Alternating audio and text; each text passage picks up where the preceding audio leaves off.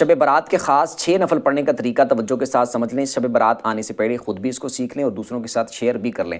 15 शाबान की रात, शब बारात की जो रात होगी, जो वो रात जब स्टार्ट होगी तो उस रात आपने मगरिब के बाद 6 नफल पढ़ने हैं, 2-2 करके।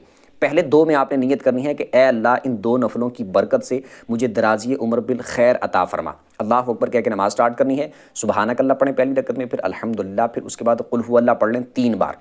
रुकू सजदे करके 1 रकत, उसके बाद दूसरी रकत में आप अल्हम्दुलिल्लाह पढ़ें, उसके बाद फिर 3 बार कुल हु अल्लाह पढ़ लें। रुकू सजदे करके अत्तहियात पे बैठ जाएं, अत्तहियात पढ़ के, दुरूद पढ़ के, दुआ पढ़ के, सलाम फिर के 2 नफल पूरे करें और उसके बाद फिर आपने 21 बार कुल हु अल्लाह पढ़नी है या फिर 1 दफ़ा सूरह यासीन पढ़ लें। उसके बाद फिर आपने 2 रकतों के लिए खड़े होना है। उसमें आपने नियत ये करनी है कि ए अल्लाह, इन 2 नफलों की बरकत से मेरी बलाओं से हिफाजत फरमा। उसके बाद आपने उसी तरह सेम जिस तरह पहले मैंने बताया 2 नफल पढ़ने हैं, सेम उसी तरीके के मुताबिक। फिर ये 2 पढ़ने के बाद आपने फिर 21 दफ़ा कुल हु अल्लाह पढ़ लेनी है या फिर 1 दफ़ा सूरह यासीन पढ़ लेनी। उसके बाद फिर आपने 2 और पढ़ने के लिए खड़े होना है। उसमें आपने नियत ये करनी है कि ए अल्लाह, इन 2 नफलों की बरकत से मुझे अपने सिवा किसी का मोहताज ना करना। अल्लाह अकबर कह के 2 नफलों को स्टार्ट करना है। सेम उसी तरीके के मुताबिक आपने 2 नफल पढ़ने हैं। ये मुकम्मल करने के बाद फिर आपने अत्तहियात पे बैठ जाना है।